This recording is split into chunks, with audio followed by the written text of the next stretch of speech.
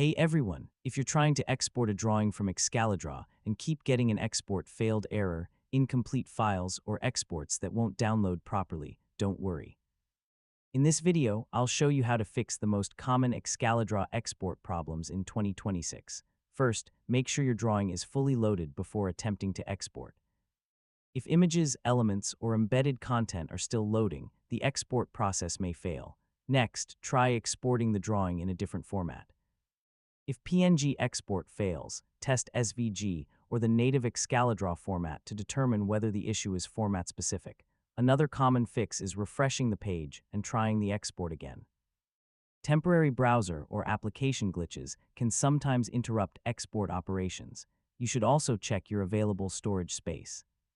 If your device is running low on disk space, Excalidraw may not be able to create the export file successfully. Another helpful step is reducing the complexity of the drawing. Extremely large diagrams with many elements, images, and embedded resources can occasionally cause export failures, and that's how to fix Excalidraw export failed errors in 2026. In most cases, updating your browser, checking storage space, simplifying large drawings, and disabling conflicting extensions will solve the problem. Thanks for watching, and I'll see you in the next tutorial.